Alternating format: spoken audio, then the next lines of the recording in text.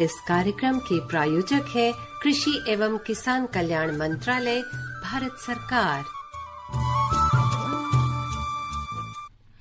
आकाशवाणी दिल्ली का gold channel आप सभी सुन रहे हैं 100.1 मेगाहर्ट्ज पर। साथियों, कार्यक्रम किसान की बात में आप सभी का बहुत बहुत स्वागत है। आज मैं हूं आपके साथ आरती और मैं हूं अमित। जी हाँ, बिल्कुल। और हमेशा की तरह ज्ञान से भरपूर और मनोरंजन से भरपूर भी ये कार्यक्रम किसान की बात आप तक लेकर आ चुके हैं और बहुत सारी बातें होंगी आज के कार्यक्रम में अमित। और आज एक बहुत खास दिन भी हमारे कहें दुग्ध उत्पादन से जुड़ा हुआ है, जो वो रहा है उसकी बहुत सारी शुभकामनाएं हम कह सकते हैं अपने सभी साथियों तक पहुंचाना चाहेंगे। बिल्कुल आरती, आपने सही कहा। विश्व में अग्रणीय पंक्ति में हम हैं भाई, दुग्ध उत्पादन में कह सकते हैं कि प्रथम स्थान पर हैं। और आज तो ये भी मैं आपको और अपने सभी श्रोताओं को बता दूं कि जैविक खेती करने वालों की संख्या दुनिया में सबसे अधिक भारत में है। अरे वाह जी। आर्थिक सर्वेक्षण 2022-23 के अनुसार भारत में जो ऑर्गेनिक कृषि हमारे किसान भाई बहन कर रहे हैं वो दुनिया में सबसे अधिक हैं, 44.3 लाख। और किसानों ने 2022-23 में 29 लाख टन जैविक फसलें उपजाई हैं। ये कार्यक्रमों की सोच, किसान की सोच, देश के वैज्ञानिक की सोच जब मिट्टी में जाकर के घुल मिल जाती है, खेत खलियान खिलखिलाते हैं, तो एक कोशिश होती है उस मिट्टी में केवल फसलें नहीं पनप रही हैं, इस देश का भविष्य और स्वास्थ्य पनप रहा है। यदि हम स्वस्थ रहेंगे, हम मानसिक रूप से भी और शारीरिक रूप से दोनों ओर बलिष्ठ रहेंगे, तो निश्चित रूप से प्रत्येक क्षेत्र में अग्रसर होंगे। जी हाँ, बिल्कुल। देखिए, प्रत्येक क्षेत्र में अग्रसर रहेंगे। अब स्वास्थ्य की जब बात होती है तो कहीं ना कहीं हमारी जो खेती है वो इससे सीधा कहीं जुड़ी होती है। भाई देखिए, अच्छी खेती होगी, अच्छे पोषक तत्वों से भरपूर होगी, तो ही कहीं जाके हमारा स्वास्थ्य जो है वो अच्छा हो सकता है, क्योंकि बेहतर खाएंगे तो हमारा स्वास्थ्य वो बेहतर होता जाएगा। बिल्कुल आरती, कई बार देखा ना, जब हम कहते हैं कि भाई ये जैविक उत्पाद है या इसकी गुणवत्ता बहुत अच्छी है, तो पूछ बैठते हैं कोई ना कोई, आपको कैसे पता है कि ये जैविक है, इसकी गुणवत्ता इतनी अच्छी है या ये सामान्य से बहुत हटकर है। तो अभी केंद्र और राज्य सरकार के अधीन सरकारी खाद्य परिरक्षण प्रयोगशालाओं में अब ऑर्गेनिक फूड उत्पादों की जांच की जाएगी। यानी हम कह सकते हैं कि जो ऑर्गेनिक फूड उत्पाद है अब वो हमारी थाली में जब पहुंचेंगे तो सरकारी लैब की जांच में जो हरी झंडी मिली है उससे पहुंचेंगे। इसका मतलब जब उस पे ठप्पा लगेगा कि ये वास्तव में ऑर्गेनिक है, ये जैविक है, तो मन भी खुश होगा, गुणवत्ता होगी। और जो हमारे शरीर में कोई भी रोग विकार है, यदि हम गुणवत्ता या पौष्टिकपूर्ण आहार लेते हैं तो वो भी कम होते हैं, हम स्वस्थ रहते हैं और प्रत्येक क्षेत्र में आगे बढ़ते हैं। जी हाँ, बिल्कुल। देखिए, भरोसा होना बहुत जरूरी है। जब भरोसा मिल जाता है तो कहीं कहीं संतुष्टि हो जाती है हमें कि जो हम खा रहे हैं बहुत ही, ये हमारे लिए बहुत ही एक पोषक से भरा हुआ है और इसको खा के हमें कोई नुकसान नहीं होने वाला है। ये भरोसा जो मिल जाता है किसी ठप्पे के माध्यम से, जैसे कि आपने कहा, तो वो बहुत कहीं ना कहीं हमारे लिए लाभदायक होता है। जी आरती, सबसे बड़ी बात होती है देश के भविष्य, यानी जो हमारे नन्हे मुन्ने बच्चे हैं, हम जब उन्हें दूध पिलाते हैं, उन्हें खाना खिलाते हैं, तो हमारी कोशिश होती है कि ऐसा खाएं कि जो उन्हें स्वस्थ रखे, उन्हें कोई ऐसा रोग ना हो कि हम बच्चों की ओर से परेशान हो, बीमार ना हो जाएं, उनकी शिक्षा, उनका स्कूल का जाना ना रुके, उनका खेल कूद ना रुके, और सचमुच जो घर में चहचहाट होती है वो ना रहे, खिलखिलाते रहें। और हमारे जो बच्चे हैं वो तभी खिलखिलाएंगे, इस देश का भविष्य तभी और ज्यादा उज्ज्वलता के साथ अग्रसर होगा कि जब उन्हें खाना अच्छा मिलेगा। अच्छा खाना यानी कि जैविक खेती। और साथियों, ना केवल हम अपने स्वास्थ्य की बात करें, अपितु आज के समय में हमें सोचना है इस मृदा के स्वास्थ्य के विषय में भी। यदि हम रसायनों का प्रयोग करते हैं, यदि हम कीटनाशियों का प्रयोग करते हैं, जितना अत्यधिक रसायन का प्रयोग करेंगे उतनी मृदा की उर्वरता कम होगी।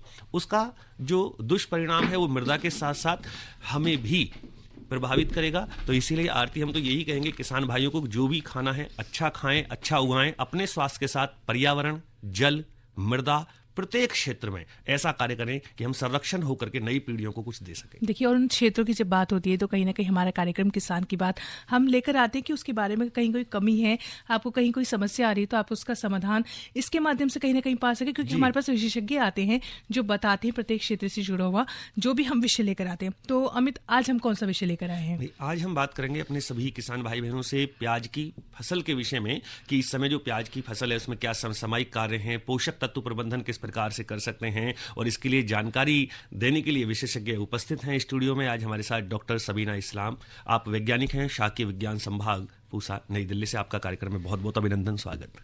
नमस्कार सभी किसान भाइयों को। आज हम बात करेंगे प्याज में पोषण तत्व की कितना मात्रा देना है, कैसे देना है। जी बिल्कुल बिल्कुल। डॉक्टर सबीना, ये हमारे जो सभी किसान भाई बहन हैं, इनके मन में भी होता है कि जब हम कोई भी फसल लगा रहे हैं तो अत्यधिक उत्पादन हम चाहते ही हैं, लेकिन उत्पादन के साथ साथ हम जो उसमें उर्वरक हमें देना है, हमें किस प्रकार से उसका प्रयोग करना है। कहीं ऐसा ना हो कि हम उसका प्रयोग, हमारे खेत में पहले से ही उर्वरक की मात्रा अधिक है, हम फिर भी वही लगाए जा रहे हैं, या बहुत कमी है और वो हमने दिया नहीं। तो हम बहुत समय मृदा परीक्षण की बात भी अपने किसान भाइयों से करते हैं, लेकिन जब आप हमारे कार्यक्रम में उपस्थित ही हैं तो सबसे पहले हम जानना चाहेंगे कि इस समय जो खेतों में प्याज की फसल खड़ी हुई है वो किस अवस्था में है और क्या कुछ हम उसमें कर सकते हैं। अभी जो हमारे किसान भाइयों ने प्याज लगाया है, मोस्टली ये रबी सीजन की फसल है। लगभग इनका हो गया 30 से 40 दिन के आसपास उन्होंने रोपाई कर चुके हैं नर्सरी से निकाल के।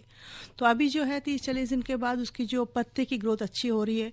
अभी जैसे देखेंगे तापमान भी बढ़ती जा रही है, तो पत्ते में 7-8 पत्ते हो गए, और इस दौरान पत्ते में जितना ग्रोथ होना चाहिए उतनी होनी चाहिए ताकि आपको अच्छे से बल्ब बना सके। क्योंकि इसका जो कंद होता है, जो मूल रूप से उसका इकोनॉमिक पार्ट होता है, उसका जो डेवलपमेंट होती है उसको शुरुआत 60 से 75 दिन के बीच में होता है। इस दौरान अगर आपको जो खाद मात्रा की कमी होगा तो उसको उत्पादन में असर होगा। जी, तो डॉक्टर साहब, जब खाद मात्रा की कमी आपने कही तो किस तरह से पूरी की जा सकती है? क्या ध्यान रखने वाली बातें हैं जो अभी हमें ध्यान रखनी चाहिए? देखिए, मैं सबसे पहले ये निवेदन करूंगा, आप जब भी कुछ भी खाद मात्रा डालेगा ये ध्यान रखिएगा उतना ही डालिए आपका जमीन में जो कि बैठ ना जाए पानी या नाली में। जी बिल्कुल। तो ये डॉक्टर सबीना, लेकिन हमें कैसे पता लगे कि किस पोषक तत्व की कमी इस समय फसल में है? क्या फसल से हमें कोई ऐसा परिचय में कोई संकेत मिलेगा कि हम ये जान सकें कि क्या कमी है, हमें किस उर्वरक का प्रयोग कितना करना है? जो हम देखते हैं प्याज में, जो उसको प्याज बनाने में के लिए कितना जो खाद मात्रा मिट्टी से निकाला जाता है, ये हमने शोध करके पाया है। जो अगर आपको 1 टन की प्याज की उपज चाहिए, उसमें मिट्टी से लगभग 2.1 से 2.15 केजी तक नाइट्रोजन निकाली जाती है, 0.7 से 0.8 केजी के आसपास फास्फोरस निकालना होता है, निकाल लेते हैं, और पौधे ने 2 से 2.25 केजी तक पोटास निकाल लेते हैं। इसके अलावा भी प्याज में सल्फर की मात्रा काफ़ी होती है, मतलब 0.25 से 0.3 केजी के आसपास सल्फर पौधे जो है 1 टन प्याज बनाने के लिए ले लेते हैं। तो इसको अगर आपको देना है तो उसी हिसाब से हमें खाद मात्रा की जरूरत होती है। नॉर्मली जो किसान करते हैं या फिर हम रिकमेंड करते हैं, लगभग आपको 2 चीज़ के इस्तेमाल संतुलित ढंग से कीजिए, ऑर्गेनिक भी इनऑर्गेनिक भी। ऐसे नहीं आप एक ही तरफ मत जाइए, क्योंकि ऑर्गेनिक मैटर भी आप डालेंगे, जैसे जो सड़ी हुई गोबर की खाद या वर्मी कंपोस्ट या फिर पोल्ट्री मैन्योर, ये डालेंगे तो आपकी मिट्टी की जो गुणवत्ता है वो अच्छी बनेगी और क्वालिटी प्रोडक्ट होती है। तो लगभग हम जब बोलते हैं, जो किसान भाइयों ने भी लगा रखा है, उन्होंने जब ट्रांसप्लांटिंग किया है, जब रोपाई की, उन्होंने नाइट्रोजन, फास्फोरस, पोटाश और सल्फर कुछ मात्रा में डाले होंगे, उसके साथ उन्होंने FIM भी डाला होंगे। तो नॉर्मली हम जो बोलते हैं, जो आपकी रबी की फसल है उसमें हमने 15 किलो के आसपास सड़ी हुई गोबर की खाद या 7.5 टन के आसपास प्रति हेक्टर के हिसाब से मैं बता रही हूँ, 7.5 टन के आसपास पोल्ट्री मैन्योर जो आपका कुक्कुटशाला से होता है, उसका भी मैन्योर आप ले सकते हैं। इसके अलावा आपको 110 gram KG nitrogen, 40 KG phosphorus, 60 KG potash और 30 केजी सल्फर की जरूरत होती है। इसमें जो है आपको नाइट्रोजन 1/3 जो आपने 110 है उसका 3 बराबर हिस्से में बांट लीजिए। 1/3 जो है, और फास्फोरस पोटाश जो 40 केजी और 60 केजी पोटाश और 30 केजी जो सल्फर है, वो जब आप ट्रांसप्लांटिंग करें तभी आप उसमें डाल दीजिएगा। उसके बाद जो आपको बची हुई नाइट्रोजन है उसको भी फिर 2 हिस्सों में बांट लीजिए। उसको 30 दिन के बाद जब प्लांट अच्छे से हरा भरा हो गया उसी टाइम डाल दीजिए, और दूसरा जो नाइट्रोजन बचा है उसको 45 दिन के बाद डाल दीजिए। जैसे ठंड के कारण पौधे का ग्रोथ उतनी नहीं होते, उन लोग क्या करते हैं, ज़्यादा नाइट्रोजन डाल देते हैं, ये सोच के पौधा अच्छा बढ़ जाएगा। तो इसमें हमारा ये नुकसान होता है, पत्ते तो हरा भरा हो जाता है मगर उसमें कीड़ा का प्रकोप ज़्यादा हो जाती है। तो इसलिए नाइट्रोजन की मात्रा उतना ही डालिए जितनी ज़रूरत है। ठंड की वजह से आपकी क्रॉप की ग्रोथ थोड़ी सी कमज़ोर होती है। अब जैसे भी तापमान बढ़ने लगा तो क्रॉप की ग्रोथ अच्छी होने स्टार्ट हो जाएगी। तो उसी हिसाब से आपने जो पहले खाद मिट्टी डाला हुआ उसका असर अभी दिखने लगेगा। जी डॉक्टर साहब, तो साथियों, आज हम बात करें प्याज की फसल में पोषक तत्व प्रबंधन। इस विषय पे बहुत सारी बातें होंगी, लेकिन ऐसी बहुत सी और चीज़ें हैं जो हमने कहा अब तक हम पहुंचाते हैं, जानकारियां पहुंचाते हैं। तो जो हमारी जितनी भी सरकारी योजनाएं होती हैं उसके लाभार्थी जो होते हैं उनकी बातें भी हम आप तक पिछले कुछ समय से पहुंचा रहे हैं कि उनके अनुभव क्या हैं, क्या वो आपसे साझा करना चाहते हैं। तो आइए, ऐसे ही एक दीपिका जी हैं, वो क्या कुछ कहना चाह रही हैं, आइए सुनते हैं। मेरा नाम दीपिका है और मैं दिल्ली के द्वारका से हूँ। हमारा यहाँ पे सेक्टर 7 रामफल चौक पे एक छोटा सा यूनिट है कच्ची घानी तेल का, जिसमें हम लकड़ी घानी में तेल निकालते हैं और इसके साथ साथ हम और फूड प्रोडक्ट्स बनाते हैं जो बिल्कुल नेचुरल तरीके से बनते हैं। नेचुरल तरीका मतलब जो पहले हमारा ट्रेडिशनली मेथड्स यूज होते थे उसी तरह हम अभी भी यूज करने की कोशिश करें, ताकि उनमें जो भी हम खाना खाते हैं उनमें पूरी गुणवत्ता बनी रहे। पहले तो मैं सरकार का बहुत सारा धन्यवाद करूंगी कि उन्होंने हमें अपॉर्चुनिटीज दी हैं कि हम अपना कुछ छोटा मोटा काम अगर करना चाहते हैं तो एटलीस्ट हम शुरुआत कर सकें, और उसके लिए हमें ट्रेनिंग भी दी जाती है। कई जगहों पे हमें बहुत अच्छी ट्रेनिंग मिलती है, उसका हम लाभ ले सकते हैं। एंड सेकेंडली हम आगे और लोगों को भी एम्प्लॉयमेंट दे सकते हैं ताकि वो लोग भी अपना घर परिवार चला सकें। सो मैंने एक ऐसी ही स्कीम ली थी जिसको हम PMEGP स्कीम बोलते हैं, और इसका फुल फॉर्म है prime minister's employment generation programme. तो इस स्कीम के अंतर्गत मैंने 10 लाख का लोन लिया था। इसमें हमें सब्सिडी भी मिल जाती है, और ये रूरल और अर्बन कैटेगरीज के अंडर दोनों जगह हमें सब्सिडी का डिफरेंस मिलता है। जैसे 25% जो है वो अर्बन सेक्टर में मिलता है, 35% जो है वो रूरल सेक्टर में मिलता है। तो इस तरह हमें स्पेशली लेडीज को, माइनॉरिटीज को, SC, ST, OBCs को, फिजिकली हैंडीकैप जो लोग हैं, जिन लोग को लगता है कि हमें बैकअप नहीं मिल सकता है, वो लोग ऐसे काफी स्कीम्स हैं जिनका वो लाभ उठा सकते हैं। सबसे पहले तो ये बोलूंगी कि जो सबसे ज्यादा डिफरेंस मुझे फील हुआ वो मेरे कॉन्फिडेंस में हुआ। जब एक इंसान अपना कुछ शुरू करता है तो उसमें नया कुछ करने का जज्बा पैदा होता है, आपको एक मोटिवेशन मिलता है जहाँ पे आप आगे बढ़ने का सोचते हो। एंड सेकेंडली जो आगे जितने लोगों को मैंने यहाँ पे रखा है, मेरे साथ काम करते हैं, मेरे लिए काम करते हैं,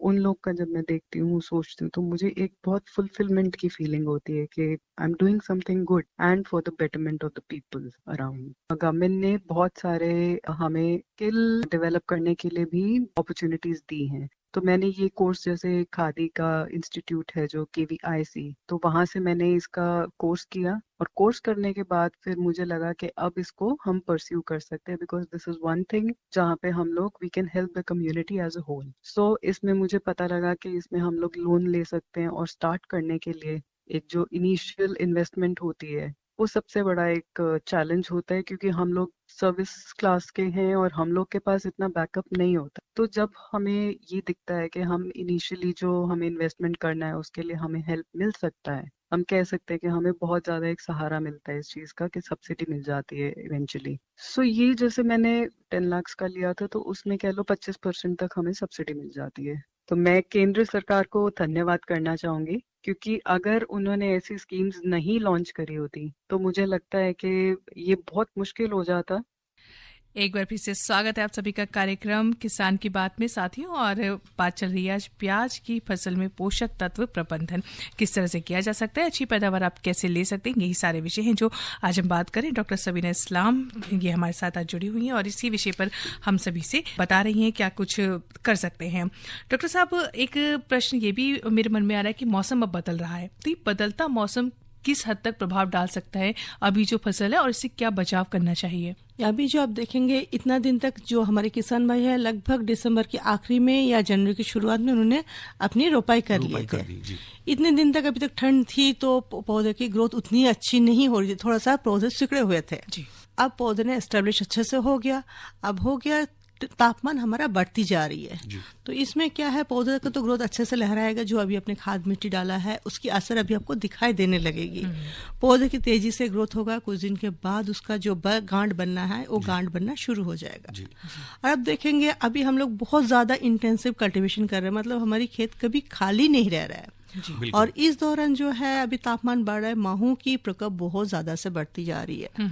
अब माहू जो है नॉर्मली जो है आपका जो मस्टर्ड सरसों की क्रॉप होती है उसमें लगती है, मगर आजकल जब देखेंगे इसमें भी इसकी असर पड़ रहा है। इसमें थ्रिप्स की भी असर पड़ रहा है, जो कि वो तो नुकसान तो कर ही रहा है। जो पत्ते में आपका हरे रंग की पदार्थ होता है, जो क्लोरोफिल कहा जाता है, जो खाद्य बनाता है, वही खाद्य जो पौधे को नीचे जाके ट्रांसलोकेट होके वो गांठ बनाता है, बल्ब बनाता है।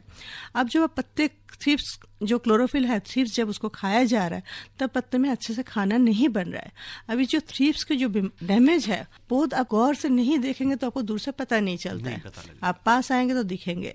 और दूसरा अभी जो आपका आ रहा है महू की जो प्रकोप है वो भी बढ़ रहा है। तो वो क्या है, जो प्याज की पत्ते होती है वो खांच के अंदर जो जगह होती है उसमें माहू भी आराम से रह जाता है, थ्रिप्स भी रह जाता है। तो इसमें क्या है, उसकी जो नुकसान तो हो रहा है, ऊपर से जो भी वायरस डिजीज है, onion yellow dwarf virus, Irish yellow spot virus, ये सारे वायरस के प्रकोप भी बढ़ रहा है, इसीलिए आपको ये नुकसान हो रहा है। तो यही जो हम बात कर रहे थे, नाइट्रोजन ज़्यादा मत डालिए, जितनी आपकी ज़रूरत है उतनी डालिए और फ्रिक्वेंटली डालिए। और जब देखेंगे जैसे किसान भाई उगाते हैं प्याज, उनको पता होगा प्याज की जो जाड़ होता है लगभग 10 से 15 सेंटीमीटर के अंदर ही होता है। अगर आप ज़्यादा खाद डालेंगे जो पौधे का ज़रूरत नहीं है, वो क्या होगा, नीचे बह के जाएगा। तो नीचे चला जाएगा तो प्याज की जाड़ उतनी तक नहीं पहुंच पाता है, तो वो नीचे चला, मतलब खाद आपका बेकार ही जाता है, आपका पैसा ही बर्बाद होता है। वही ही है, आप थोड़ा थोड़ा मात्रा में 2-3 बार डाल दीजिएगा ताकि पौधे ले पाए। और दूसरा है, जैसे आप ज़्यादा नाइट्रोजन डालते उसमें क्या होता है, उसकी ग्रोथ तो अच्छी होती है मगर उसमें दूसरे कीड़ा का प्रकोप भी ज़्यादा बढ़ जाती है। और उसमें जब पत्ते का वेजिटेटिव ग्रोथ जो हम कहते हैं वो ज़्यादा मात्रा में होता है, उस टाइम उसकी जो गांठ बनना है वो भी प्रभावित होता है, मतलब उसमें उतनी अच्छी से गांठ नहीं बनता है। अगर आप मान जाते कि आप उसकी अच्छी वैरायटी है, गांठ भी बन गया, फिर जो हम बात करते हैं स्टोरेबिलिटी, मतलब काफी दिन तक रहना है, वो भंडारण नहीं हो पाती है। इसीलिए आप जो भी खाद इस्तेमाल करेंगे बहुत ध्यान सोच के, क्योंकि जब हम देखेंगे अगर हम 100 kg नाइट्रोजन दे रहा है तो उसका 40 kg सिर्फ पौधा इस्तेमाल कर सकता है, 40% ही होता है। इसीलिए आप ज्यादा मत दीजिएगा, क्योंकि बेकार में आपका जो कॉस्ट है, लागत है, वो बढ़ जाती है। बिल्कुल डॉक्टर सबीना, ये तो रही कि हम लागत भी कम कर सकते हैं, उत्पादन अच्छा ले सकते हैं। और ये एक बिल्कुल आपने जो प्रश्न यहाँ किया था अभी आरती ने कि जो प्याज की गांठ बनना है, ये बहुत सारे किसानों की समस्या रहती है कि पौधा तो दिख रहा है ऊपर की बड़ा हरा भरा है, अच्छा है, लेकिन समय पे चेक करते हैं कि पौधा देखा निकाल के तो उसके नीचे प्याज बन ही नहीं पाया। तो ये बहुत सारी जो बीमारियों के विषय में आपने बात करी और उर्वरक के विषय में बात करी, तो उसको बिल्कुल जैसे डॉक्टर सबीना ने कहा, यदि हमारे किसान भाई बहन उसका इस्तेमाल करेंगे तो हम अच्छा उत्पादन प्याज का ले पाएंगे।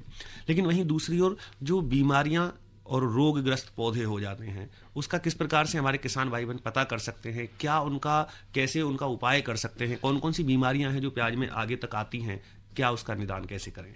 अभी जो आपके प्याज है, प्याज की 2 किस्म टाइप की फसलें अभी खेत पे खड़ी होगा। एक होगा बल्ब की क्रॉप जिसमें बल्ब बनता है, दूसरा है सीड क्रॉप जिससे आप सीड भी बनाते हैं, क्योंकि आपको प्याज की सीड हर साल बनाना होता है। अगर हम बीमारी देखेंगे, इस दौरान मोस्टली जो बीमारी होती है आपका पर्पल ब्लॉच होती है, बैगनी धब्बा होता है, या फिर स्टेम फाइलम ब्लाइट होती है मोस्टली। इसके अलावा भी थोड़ा थोड़ा कई जगह पे जहाँ पे अचानक से बारिश होता है और बारिश की स्प्लैशिंग होता है, मतलब छिड़काव होकर इधर जाता है, कहीं पे एंथ्रेक्नोज डिजीज की भी होती है। और आजकल एक दूसरी बीमारी भी आ रही है जो कि आपके आसपास में अगर कोल्ड क्रॉप्स है, मतलब बंद गोभी, फूल गोभी जैसे सब्जियां है, तो उससे भी आके इसमें नुकसान पहुंचा रहा है, जो कि आपको पत्ता पीला पड़ जाता है। जो हम बैगनी धब्बा और स्टेम फाइलम ब्लाइट बोल रहे थे, ये होता है जो पुराने लीव्स होती है उसमें होती है, और पत्ते के बीच में वो थोड़ा सा गोला बना देते हैं। और जो पर्पल ब्लॉच होता है, बैगनी धब्बा होता है, उसकी चारों तरफ से आपको बैगनी रंग की निशान होती है और वो बढ़ता जाता है दोनों तरफ से, फिर वो फैलता जाता है। अगर आपकी क्रॉप अभी छोटे है, इसी दौरान इफेक्ट हो गया तो वो आपको पूरा पत्ते को खत्म कर देता है, फिर आपको नहीं बनता है। और आई बात आपकी प्याज की जो गांठ बनने की, आप देखिए आप कोई भी चीज में जल्दीबाजी मत कीजिए। जैसे मैंने बताया, जो प्याज की गांठ बनने का जो प्रक्रिया होती है, आपको लगाने के बाद 60 से 75 दिन के बाद उसको डिफरेंशिएशन हम कहते हैं, मतलब पौधे से उसको बल्ब गांठ बनना शुरू होता है। तो आप कैसे पता करेंगे आपका जो प्याज है? देखिए प्याज जो होता है ज्यादा से आधा से 2/3 पर जो होता है जमीन के ऊपर बनती है, आपको दिख जाती है। तो ये है जब आपका 60 से 75 दिन हो गया, आप जो गर्दन है पौधे नीचे आपको दिखता है जहाँ से पत्ते स्टार्ट होते हैं, उसको चौड़ाई नापिए, और उसका जो बिल्कुल मिट्टी के साथ सटा होता है उसको चौड़ाई नापिए। ये दोनों का रेशियो अगर 2 से ज्यादा हो गया, मतलब आप मान लीजिए आपको डिफरेंशिएशन हो जाएगा, थोड़ा सा फूल जाता है। ये और एक प्रॉब्लम होती है हमारे किसान भाई, जब हम लगाते हैं अगर बहुत ज्यादा गहरी लगा दिए या फिर आपकी जमीन रिसैंडी है, जो बालू जैसे है, तो उसमें आपको गांठ अच्छी नहीं बनती है। ये तो आपको प्लांटिंग की दिक्कत है। दूसरा बात आई किस्म की, आजकल बहुत सारे प्याज की किस्म मिल रहा है। इसके अलावा भी कोई सारे दूसरी प्रजाति है जो प्याज की तरह ही देखने में होता है, उसको सीडलिंग स्टेज में डिफरेंट अलग करना मुश्किल होता है। या फिर कई बार होता है हम जो सीड भी लेते हैं जहाँ पे दूसरी किस्म की भी, जहाँ पे जो कि प्याज नहीं है, जैसे हमारे बंचिंग अनियन है, उसमें गांठ नहीं बनता है और इसको बीज को अलग करना बिल्कुल नामुमकिन ही है। मतलब देखे हुए अलग अलग तरीका है, उससे आप अलग कर सकते हैं। अगर उसको आप लगा दिए तो आपको गांठ नहीं बनेगा। तो किस्म की चयन बहुत जरूरी है। और जो किस्म है, एक ही किस्म सारे जगह पे नहीं चलता है। और जैसे प्याज है, अलग अलग सीजन में होती है। जैसे हम बरसात में उगाते हैं, रबी में भी उगाते हैं, जो मेजर क्रॉप है आपकी रबी में उगाते हैं, तो उसकी किस्म अलग है। तो सबसे पहले आप जो बीज ले रहे हैं वो बहुत अच्छी जगह से लीजिए, क्योंकि प्याज जो है क्रॉस पॉलिनेटेड क्रॉप है।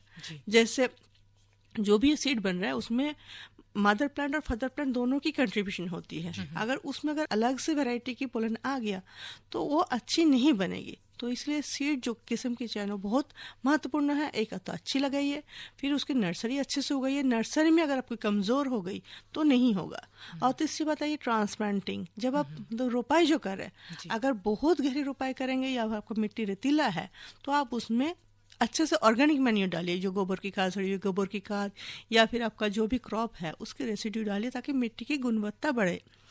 फिर आई आपको जो न्यूट्रिशन और पानी की, अगर ये आप ढंग से नहीं देंगे, ज़्यादा नाइट्रोजन दे देंगे तो पत्ते फोलियर ही ग्रोथ होगा और इसीलिए नहीं होगा। कई जगह पर आपको माइक्रोन्यूट्रिएंट डेफिशिएंसी भी होती है, जिसमें आयरन, जिंक या बोरोन की कमी होती है। ये आपको सॉइल का टेस्टिंग करेंगे तभी आपको पता चलेगा आपको इसमें कम है। अगर कम है तो माइक्रोन्यूट्रिएंट मिक्सचर बाजार में आती है, तो लगभग 5 ml प्रति लीटर के आसपास 40 से 50 दिन के आसपास उसको स्प्रे करिए, फोलियर स्प्रे कीजिएगा माइक्रोन्यूट्रिएंट का। हम ये नहीं कहते आप मिट्टी में डालिए, अच्छा बेहतर होगा आप फोलियर स्प्रे कीजिए। आप जब फोलियर स्प्रे करेंगे तो मतलब पत्ते उसको ले लेगा। और जो प्याज के पत्ते देखेंगे वो काफ़ी चिकना होता है, तो अभी कोई भी स्प्रे करेंगे वो नीचे बह के चले जाएगा। तो जो भी आप माइक्रोन्यूट्रिएंट मिक्सर स्प्रे कर रहे हैं तो उसके साथ कुछ स्टिकर भी डाल दीजिए, ताकि वो चिपक के रहे और धीरे धीरे पौधे के अंदर जाए, पौधे को उसको लेके इस्तेमाल करें। आपने जैसे कहा कि कई तरह की किस्में होती हैं, हर क्षेत्र के अलग होते हैं, तो कुछ किस्मों का उदाहरण आप देना चाहें जो हमारे किसान मित्र आगे के ध्यान रखें कि कभी उन्हें लगाना है या जब भी समय आता है लगाते हैं वो, तो उन किस्मों को विशेष क्षेत्रों पे ये किस्में ज़्यादा असरदार होती हैं? ये जैसे हमारे संस्थान से कई सारे किस्में विकसित हुई है। जैसे अभी हम बात करेंगे पूसा रिद्धि, ये गहरी बल्ब होती है, रबी सीजन के लिए आइडियल है। हमारे दिल्ली और आसपास के क्षेत्र के लिए बहुत अच्छा माना जाता है। ये गहरी लाल रंग की होती है। इसका आपका लगभग बल्ब की वजन जो होता है 80 से 90 ग्राम होती है। इसमें जो खाद्य गुण है, इसमें एंटीऑक्सीडेंट जो होता है क्वेरसेटिन वो काफ़ी मात्रा में पाया जाता है, आपको हेल्थ के लिए भी अच्छा हो जाता है। और दूसरा इसका जो उपज है 28 से 30 टन प्रति हेक्टेयर के आसपास हमने यहाँ पे मिला है। यह है गहरी लाल रंग की।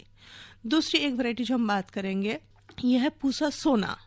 इसकी जो बल्ब है थोड़ा बड़ा जैसे होता है, जैसे विदेश में जैसे यूएसए होता है, यूरोप होता है, वहाँ पे पीले रंग का प्याज यूज होता है, ये उसी रंग का होता है। और इसमें TSS जो होता है वो थोड़ा कम होता है, इसके कारण वो थोड़ा मीठा होता है। तो फ्रेश खाने के लिए, कच्चा प्याज खाने के लिए बहुत अच्छा माना जाता है। और इसका जो पैदावार है 30 से 35 टन, कई बार 40 टन तक आपको मिल सकता है। मगर इस प्याज का बस एक ही नुकसान है, ये आप ज़्यादा दिन तक रख नहीं सकते। इसके स्टोरेज जो भंडारण क्षमता है ये कम है। तीसरी वैरायटी है हमारा पूसा शोभा।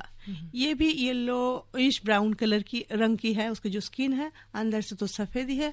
और इसका जो फायदा है, इसका जो TSS होता है, मतलब जो जैसे आप प्रोसेसिंग करना चाहते हैं, सूखा के बाहर बेचना चाहते हैं, तो इसके लिए ये वैरायटी काफ़ी आइडियल है। इसका भी उपज लगभग 28 से 30 टन है। बस इसका जो स्किन की कलर है वो थोड़ा येलोइश ब्राउन कलर का है, बस इसका ये कमी है। बट प्रोसेसिंग के लिए बहुत अच्छी वैरायटी है, इसकी स्टोरेबिलिटी भी अच्छी है। ये आई 3 जो नए किस्में हमने अपना संस्थान से विकसित किया है। इसके अलावा भी हमारे संस्थान से विकसित और भी वैरायटी है, जैसे पूसा रेड, किसान भाई जानते ही होंगे। इसकी भी पैदावार 25 से 28 टन के आसपास है और इसको काफ़ी दिन तक आप भंडारण कर सकते हैं। दूसरी वैरायटी है पूसा माधवी। ये भी काफ़ी पुरानी वैरायटी है, मगर इसकी भी भंडारण क्षमता काफ़ी अच्छी है। इसके अलावा सफ़ेद रंग की भी वैरायटी है, Pusa white round, Pusa white plate. अगर आप सफ़ेद वैरायटी उगाना चाह रहे हैं तो आपको पहले मार्केटिंग देखना पड़ेगा, आप कहाँ पे इसको बिकेंगे, क्योंकि आमतौर पर अगर आप बाजार में ले जाएंगे तो उसको उतनी भाव नहीं मिलती है जितना गहरी लाल रंग या लाल रंग की मिलती है। जी डॉक्टर साहब, आपने वैरायटीज बताई किस तरह से कितनी किस्में हैं जो हम प्याज की लगा सकते हैं, और इस विषय पे और भी बातें होती रहेंगी, लेकिन एक छोटा सा ब्रेक लेते हैं, वापस आएंगे जल्दी। अरे क्या कर रहा है? इधर इधर इधर हम बोल रहे हैं तेरे बीजू का। उतला बोल रहा है? हाँ, पक्षियों से तो हम खेत को बचा लेते हैं, पर इन घातक रसायनों से कैसे बचाएं? मतलब? देख बेटा, तू जो ये अंधाधुंध रसायन मिलाता है ना, मिट्टी की सेहत बिगड़ने लगी है। और जब माटी ही कमजोर पड़ जाएगी तो उपज कैसे सेहतमंद होगी? अरे पहले ऐसा नहीं था। पूछना अपने बड़े बुजुर्गों से, कैसे फसल लहलहाती थी, शुद्धता झलकती थी। हाँ, माटी भी तंदुरुस्त और लोग भी। अरे पहली वाली बात कहाँ?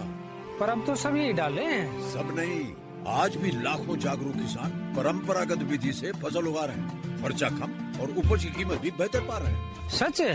रे बेटे, एक्सपीरियंस से बता रहे हैं, धूप में बाल सफेद नहीं किए हैं। हाँ। ठीक है भाई, मैं भी आज से जैविक खेती शुरू करूंगा। माटी से प्रेम की परंपरा है, परंपरागत खेती। फिर से आप सभी का स्वागत है कार्यक्रम किसान की बात में। प्याज की फसल के बारे में बात चल रही है। डॉक्टर सबीना इस्लाम जो है हमारे साथ जुड़ी हुई हैं। जी बिल्कुल आरती, और हम तो मैम यही पूछना चाहेंगे कि हमारे सभी किसान भाई बहन जहां रसायन का प्रयोग कर रहे हैं उर्वरक का, लेकिन वहीं एक ऑर्गेनिक जो कृषि खेती होती है उसमें हमारे सभी किसान भाई बहन प्याज को लेकर के क्या कुछ कर सकते हैं? बहुत अच्छी सवाल है। आजकल तो हम कोशिश कर रहे हैं जितना ज्यादा से ज्यादा हम ऑर्गेनिक करें। तो क्या होता है, हमारे किसान भाई जो है ऑर्गेनिक के नाम से सिर्फ FOM डाल देते, गोबर की खाद डाल देते हैं, मगर ऑर्गेनिक एक बहुत बड़ी चीज है।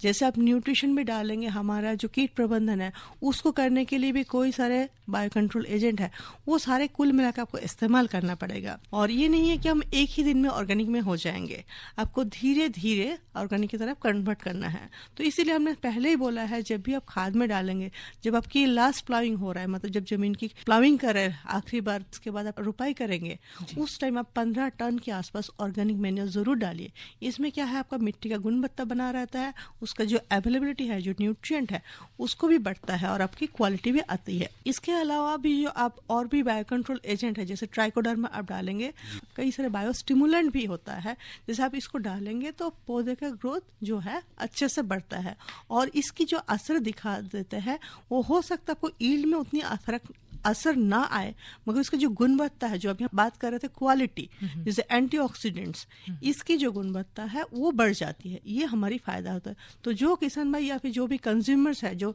चाहते हैं कि ऑर्गेनिक खाए और उसका जो लाभ उठाए, तो उसके लिए उसको ऑर्गेनिक करना बहुत जरूरी है। जी हाँ, बिल्कुल। देखिए, ऑर्गेनिक के ऊपर तो हमारी जो सरकार है वो भी जोर दे रही है कि हमें ऑर्गेनिक खेती की तरफ बढ़ना चाहिए और इसके फायदे बहुत सारे हैं और काफ़ी सारे हमारे जो एक्सपर्ट्स आते हैं वो सभी बताते भी रहते हैं।